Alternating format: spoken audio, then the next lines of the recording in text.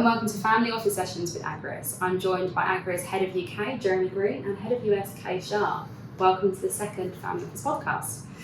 Kay, I'd love to start with you really when we're talking about the differences in the landscapes in the US and in the UK.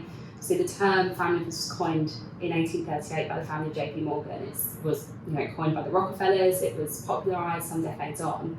It's very much considered the home for family offices. What can you expect from a family office in New York? And then Jeremy, we'd love to go to you to see how that might differ.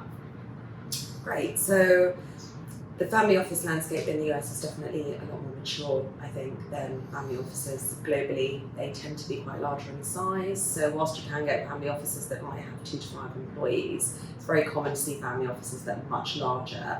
And this is simply because it is a much more established and mature market. It's a much larger country, huge population. Family office term, as you just said, was coined, in the US. So there is just a lot of activity going on in the US. Amazing. And you mentioned about employee sizes. We produced our benchmark report some years ago that said that in the UK you could have perhaps an average of 5 employees. In the US this can go into the 20s. They may boast smaller teams. What else does the UK have to offer a family office? Well, it's interesting that family offices are probably one of the only sectors where America has a history and we don't. We've got Bank of England celebrated 300 years, 10 or 15 years ago. So financial establishment of the city goes back a long, long time, but family offices are comparatively new. And as Kate said, that our experience of family offices are maybe 5 to 7 employees typically. You might have a $2 billion family office with a total of 10 people, only 2 of those on the investment side. So I think there are differences, and I think in line with the different size of the office, the US family offices seem to be far more corporate and professionalised than the UK family offices, and even the European family offices. And in the 10 or 12 years we've been dealing with those offices, we've seen that journey that they've taken from perhaps one man and his dog, my mate from university who I really trust and will look after me, to a proper professionalised process where you have top level people from the investment banks and other places where you really work in getting the expertise. So I think the UK and Europe has been on a journey and perhaps trying to catch up with the US. You mentioned becoming more standardised and professionalised. You may have seen the news that in the UK we've officially got more opportunities than there are candidates. We've always had perhaps a candidate-driven market in the family office space, but now there are officially more opportunities than candidates. How are UK family offices becoming more attractive as well as standardised places to work? Well, when you say attractive, you're looking at family offices trying to attract the best staff from other family offices, but also from the wider corporate world. So you have private equity is a big asset class for family offices, so you're trying to attract private equity expertise. The problem you have is, certainly in the early days, compensation wasn't something that was particularly widely known about within family offices, and we've done a lot of work on reports generally to show what the standardised, what the market family office compensation packages vary from, both in the UK and the US. But they've also got to look at how private equity people are being rewarded, how other people in asset management companies are being rewarded. You're trying to attract those to your family office. Private equity quite often have carry in some of the deals. Now family offices generally don't offer that, so you have to find another way of attracting them. Obviously it's a different work-life balance, a different vibe, the expectations are different. The hours are slightly better, work-life balance is slightly better. Hours are probably shorter unless you are needed, in which case loyalty is probably a lot greater. So there are aspects of work-life balance, but if you're trying to attract people, you have to work out what is going to win the right candidates and then what's going to keep them. And that's something we may talk about a bit later, but the offering the right sort of compensation to both attract and keep key staff is vital. Bear in mind that family offices don't have a recruitment function. They generally don't have HR. But Morgan Stanley and Citigroup and everybody else, they've got a huge organisation of HR people looking to actively recruit people. if you recruit in a family office, it basically takes you from the work you really want to be doing, so you don't want to do it very often. Yeah, it's a really good point. You mentioned compensation and doing everything you can to not just attract but then retain the staff. Now kind of going over to the US, Kay, you know, our UK listeners and perhaps you, Jeremy, might be quite surprised by the lack of employment rights that are in place for employees, and I think perhaps, Jeremy, you can touch base afterwards on how they might compare, but you know, how are family offices dealing with talent? They need, you know, as you said, longevity, loyalty is absolutely critical. When there's no requirement to give notice perhaps, or to really look after your staff from an employment law perspective, how are family offices coping? Definitely. So, you know, the employment in the US is definitely more at will, so it's easier to hire but harder to retain the talent. Obviously, COVID's shown all of us that people have had to kind of look at, you know, working arrangements and, you know, not working in the office, but definitely in the family office world, we've seen a lot of people wanting to come back to the office full time.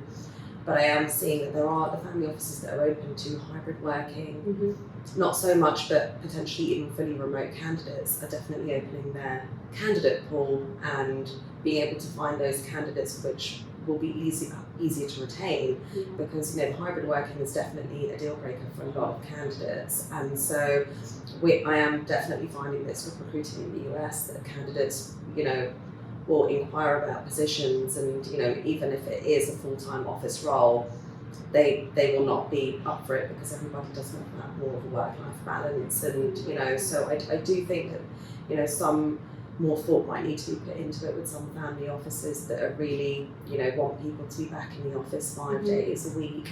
However, also seeing that is coming more from like the kind of first gen kind of patriarch view that everybody has to be in the office, because when I speak to family offices that are kind of the second gen, that are maybe kind of, you know, looking to take over their father's portfolios and all that, they are more open to attracting candidates that might be in a more kind of, you know, hybrid working situation. And then just really making sure that they're offering the benefits. You know, medical is obviously, you know, a big factor in the US, so the companies that are offering at least maybe 85% to the full kind of medical cover for individuals and their families, a 401k, and then obviously the big one that we always talk about is PTO, or in the UK as we know it as annual leave. You know, really the most common PTO allowance in the US is 2 weeks. That's 10 days plus all the public holidays that they get, or national holidays. So that's a big thing. People do want more of a work-life balance. People do want more annual leave, and so the companies are offering more flexibility in terms of taking time off, are going to win the candidates, especially the ones coming from some of the larger institutions that want to move away from the investment banks. They want to move away from kind of 12 to 14-hour working days. They are looking for more of that flexibility. And then apart from the annual leave. Interesting what you said about the intergenerational difference, because I would be probably in the older category, and for me to embrace hybrid working, it was something that I wasn't really used to. So it was, and now I enjoy it, but it's something that was sort of went against the grain and all my experience. So I get the next generation doing that. In the UK, we have a similar issue where there are some family offices where they insist on, as soon as COVID was over, they got people back in the office 5 days a week, and still do. Speaking to somebody else at the moment, where the family wants them in ideally 4 days a week, and yet I spoke to another person who was, interestingly enough, the family offices in the UK, the principal's in the US, and he was out visiting the principal, and he said it's great to have that face-to-face contact because there's nothing quite like it for exchanging ideas, catching up, you know, keeping that relationship. And yet at the same time we agreed that hybrid working, when he's, you know, perhaps working from home or working from us in the UK, when he shut himself off, he can get a project and get his teeth into that project without being disturbed. So in the UK we're having the same thing, you know, can I work from home 3 days a week? And if it's not, then people are tending to say no. If there were no jobs, then maybe they'd have to be more flexible. But since there are fewer candidates, they're cracking the whip at the moment. The other thing I wanted to mention was about the unlimited PTO, which is like a big thing that's coming out in the US. And we had one client who, you know, said the unlimited PTO was a benefit to them, but then went on to say that they haven't taken a day off in 2 years. So it's that whole reverse psychology of using that unlimited PTO. But then we've also got a client that actively encourages employees to make use of that unlimited PTO. And before they brought it in, they actually had a 25-day allowance anyway, which is really high in the US compared to most employers. So, and also it's interesting. Family offices are different from the corporate world and the investment banking world. So one of our candidates was speaking. The family office he was there for like 10, 11 years or so, and he was having his first child, or his wife's having his first child, but his principal insisted he take time off. He said, "This is the most important event in your life to date, so take some time off." And he made sure he did that, and he made sure that he could attend nativity plays and all the sports days and all that sort of stuff. And sometimes he was the only father there. So family offices, one of the things I guess both attract, certainly we've experienced that in the UK, is the family element. The relationship between employee and principal is different. I know in Japan, I think it's, I'm not sure I'm right on this, but I believe there is the highest level of adult adoption in Japan because they get an employee who's good and been there a long time, they adopt him into the family. So it's, which again is another move on from the culture of both the US and the UK. Exactly, it might be written down on paper in your contract, but as you build that relationship, hey, you can use the yacht for a week with your family, or all these added benefits that you wouldn't get working in a corporate world. So, I think generally it's that idea of going above and beyond. I mean, we touched upon the law in the US. There is no requirement for a great deal of PTO. There is no requirement to put correct, or what we would just say is correct perhaps in the UK, legal documents in place. But family offices are doing it in order to retain staff and making them part of that family. So I think that's a really interesting point. On general compensation terms, something that is a pinnacle of debate in the family office world. Perhaps we'll start with you, Jeremy, on this. What trends are you seeing in the States? From a compensation perspective, post-pandemic, inflation, we've got so many macroeconomic factors at play. How are family offices compensating their staff today, and what are the trends you're seeing? They are learning that, I think, slowly sometimes, that they have to, it's a competitive market, that they competed in the world generally to build up their wealth. They now have to take that mindset into, okay, I'm employing for my family office. And the way you reward people is crucial. I think we did a survey a while ago that 60% of your costs of your family office are to rewarding staff. So that's a significant outlay. The cost of replacing staff, both in time and money, that's something you don't want to have. You don't have the resources to do it. So you've got to get it right. So how do you do that? LTIPs we've looked at. You have a family office set up for some reason. So the compensation that you offer will have to reflect the reasons for the family office, and that may be different. So you have a first-gen tech entrepreneur, he's had a liquidity event, he's got 400 million to invest, and he wants you to go out and get the highest return on that, shoot the lights up performance. So the CIO there is probably going to get a smaller salary, but a much bigger performance-related bonus. He's got skin in the game, so that's what's going to be exciting, that's going to motivate him to make the most of that performance. You get a 6th or 7th generation, which you probably get more of in the States, to be fair, then a lot of that's going to be about capital preservation and how do we pass this on to the next generation.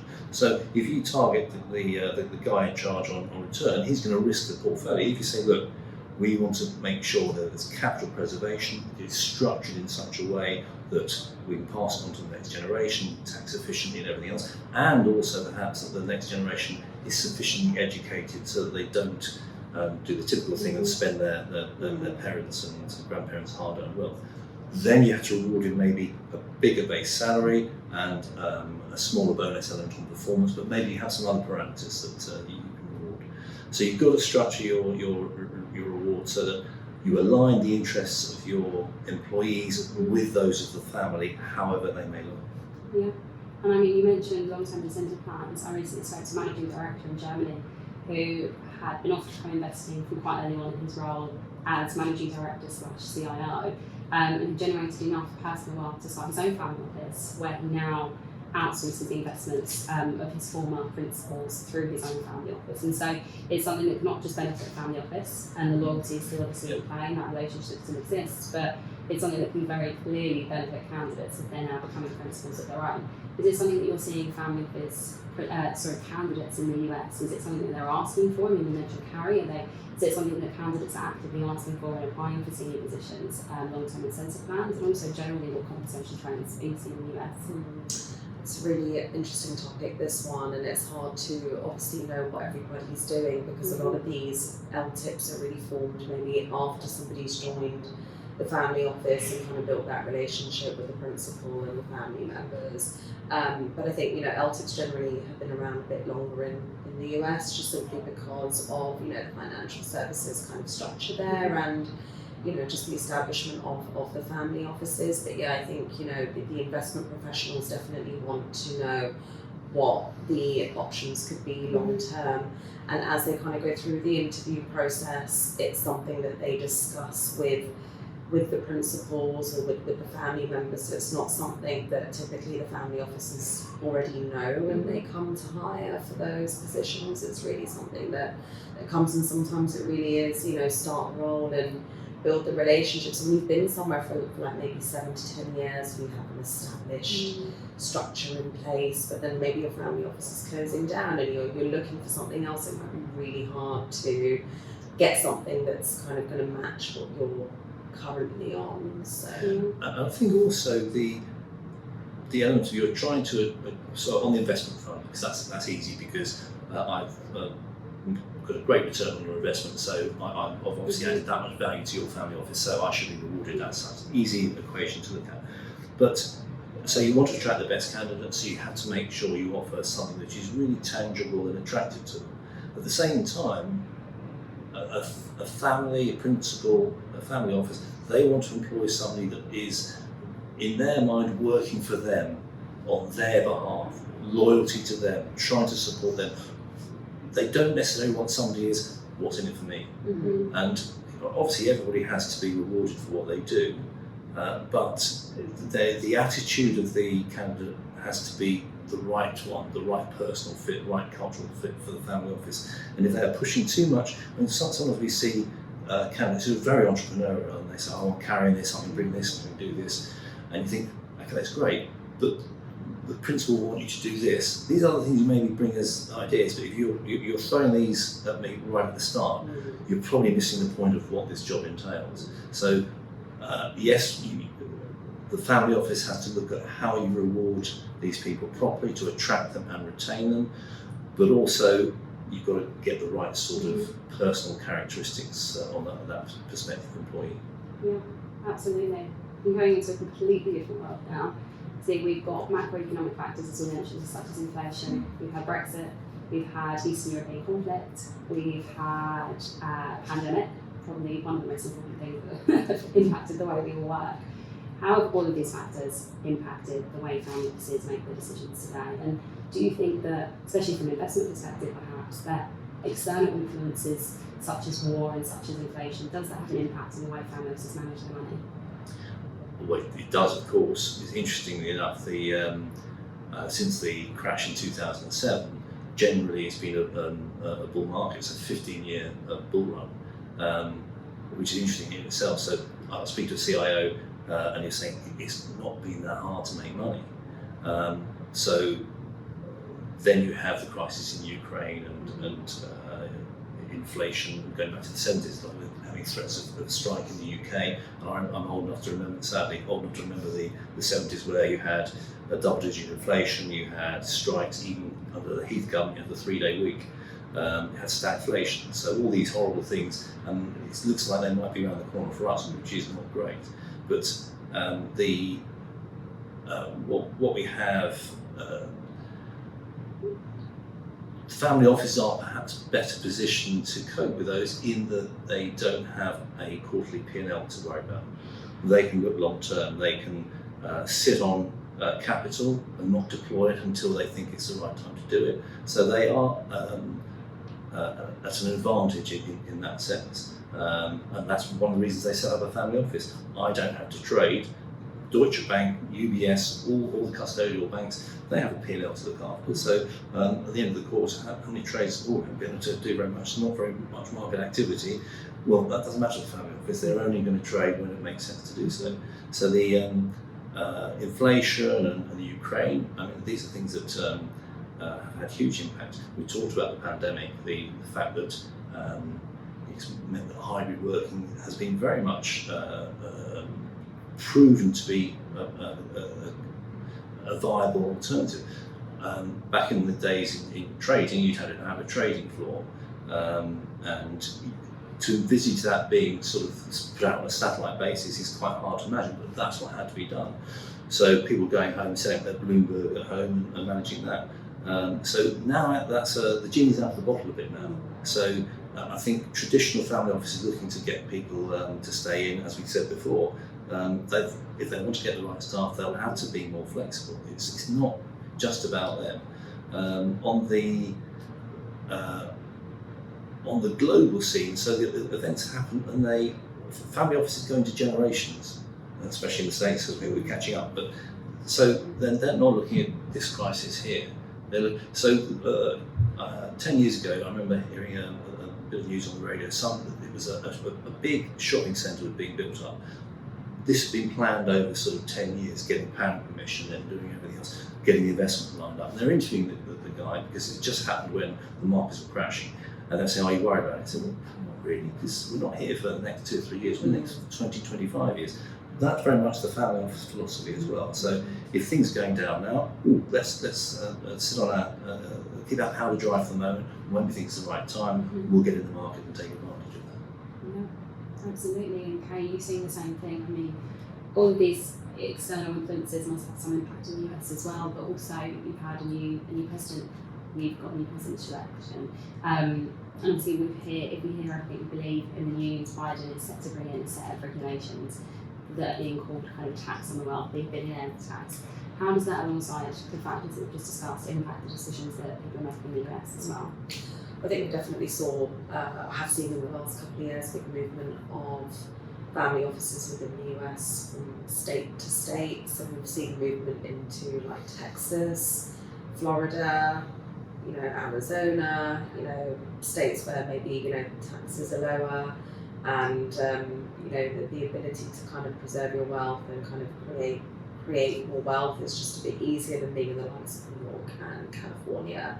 So we've definitely seen that, and that's also, basically creating a lot of social mobility, and obviously the US is huge. So when I talk to a lot of families there, I talk about the kind of, international expansion plans. Many of them, don't even have the plans because they're like, well, there's enough in our own back garden. So, if somebody is kind of looking at an investment opportunity in another state, I mean, especially during COVID, there were no travel restrictions in the US. People could still really kind of travel around and go and, look at opportunities and things like that. So I think the movement of families into other states is one thing. But then recently we've also had the Roe Wade, decision. Who's to say if that's going to make a decision on things? But I did have a candidate recently who had an offer for a role in Texas and then an offer for a role in another state where, this ruling wouldn't have affected, and she just made her decision based on the fact that she didn't want to move to Texas for the role because of what happened. So I don't know if we're going to maybe start to see an impact that's had. And on that note, it just reminded me of the conversation I'd overheard myself about candidates taking roles or candidates being declined roles based on their COVID vaccination status. Mm-hmm. Do you see things, I think in the UK specifically, we have perhaps a more, not sure what the word is, but we're very much leave politics at the door. Mm-hmm. And it's respectful, and as much as it is respectful in the US, obviously we've got freedom of speech in a way that we don't have in the UK. Does politics get brought into the family office perhaps more than you've seen in the US than it does in the UK? Actually, I want to ask you, have you had any clients that have required candidates to be fully vaccinated and maybe they won't Not been an issue. obviously they've complied with the laws in terms of closing the office and moving people out to working remotely, and then as they're allowed to bring them back in, if that's what they insist upon, they insist upon it. But they haven't insisted on vaccination. I've seen that in the US, and that's definitely a valid point. So it was a role that we had, I want to say, around the December kind of period, and I'd sent some candidates forward, and then what I was asked before kind of arranging interviews, are these candidates vaccinated? And that was a real kind of, oh my God, I've not had this question before, but we're well like 18 months into the pandemic. So yeah, definitely seeing that. So know that Djokovic wasn't applying at that particular role. Exactly. Will not be at the US Open. Yeah. But we see it even from a Brexit perspective, we see the difficulty now hiring candidates from European countries who fill up roles in London, and before it perhaps was quite easy. Well, Brexit is interesting because there was a lot of trepidation before that decision was made that this was going to really impact negatively on London, particularly as an international financial centre, and it's still, I think the GDPR is 5th or 6th in the world now, so we're still up there, still a gateway to Europe in terms of finance and deals and everything else, and lots of movement. But in terms of candidate movement, yeah, that's made the pool smaller because you don't have that freedom of movement you had before. But what you're saying about Biden and everything else and politics, it's interesting because I would say both the US and the UK are hugely attractive for families and family offices, whatever nationality and culture they have, for a number of reasons. But they both have the same in terms of, I sort of saying slightly tongue in cheek, geopolitical stability with what's happening at the moment with the Conservative Party and everything else, the fight over leadership and everything else. So, well, is that stable? Well, yeah, but actually compared with a lot of countries, it is. Yeah. The recent impact of Trump's regime and the division that caused, yeah, and then obviously the capital riots were a pretty shocking event. But by and large, those are politically stable countries where if you set up a family office, you're pretty confident, okay, taxes might change and jurisdictions will change and everything else, but by and large, you're pretty safe and your wealth is generally safe there. The other thing is, you've got Broadway, we've got the West End, we've got fantastic restaurants, we've got theatre, you've got theatre I mentioned, you've got fashion and shopping and everything else. So if you are setting up a family office with your family, those two places have so much to offer that it's a no-brainer. But you're saying about setting up somewhere else, there is an interesting debate now whether, okay, we have an office here, let's have another office there as well. We're speaking to a family office at the moment, which is sort of nascent at the moment. They're talking about where they set up in Europe, in London, and maybe we have somebody now in the US to focus on venture capital because that is a centre for it. And that I think is where we are beginning to see more of a global village in family offices as we have in other sectors. It's really interesting. We went to an event today in the UK, and one of the speakers there, I won't mention him because it was Chatham House Rules, but he was speaking about population and demographics trends and how if you look at the second world countries and the population, and then you look at the first world countries and the opportunities and economy, it doesn't match, the output doesn't match the input. And so actually we need freedom of trade, we need global villages to put it in order to meet the next generation of employers with the employment opportunities, or none of us will succeed. So that's a really interesting point. And so we've discussed fashion and vaccination status alongside conversation culture fit, as we probably should. What do you think, Kay, as someone that is British, that has grown up in the UK, has worked recruitment in the UK, but also obviously leads Agreus in New York, I should say. What are the key takeaways? What are the key differences? How does the UK and the US differ from a family perspective? So, anything really. The key differences, yeah.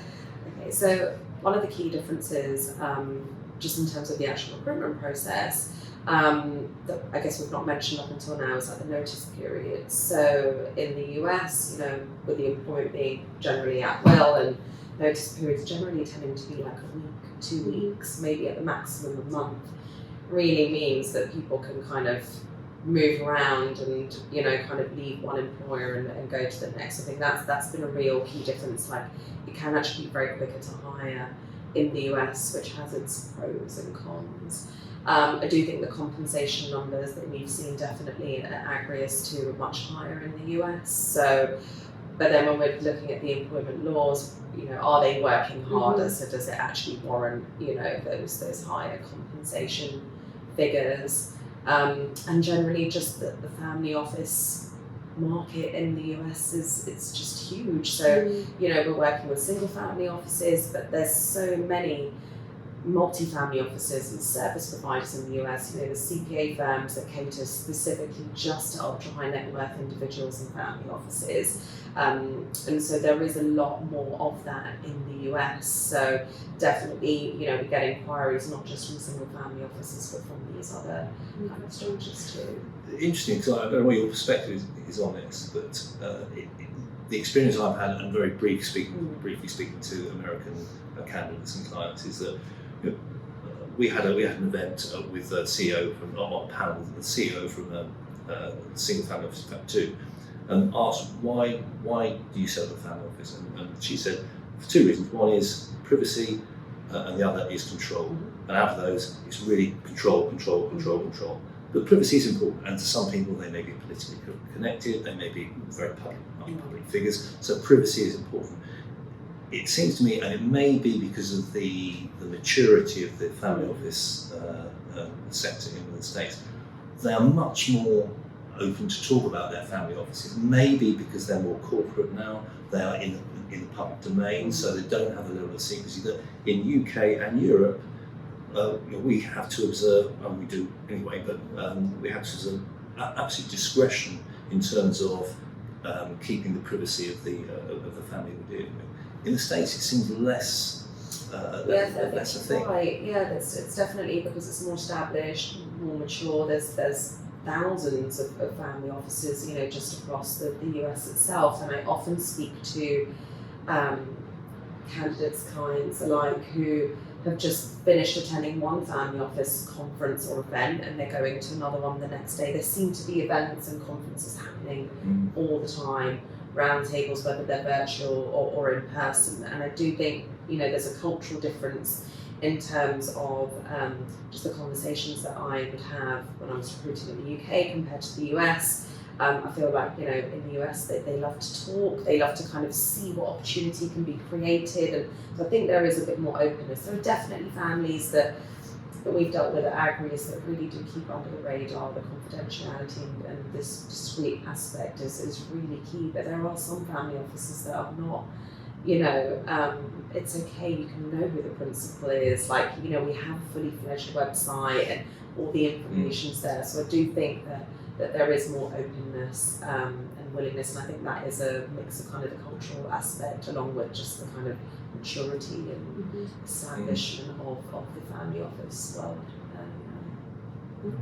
Well, I think that's it from us really. And just to summarise, I think perhaps with more opportunities and candidates, the UK can definitely learn from the US family landscape's ability to hire amazing talent, but perhaps the US can learn from our ability to retain them, whether that's with more employment rights, whether that's with long-term incentive plans, and on the reverse again, perhaps us in the UK can learn a lot more from the opportunistic and open-mindedness that family offices bring to the table.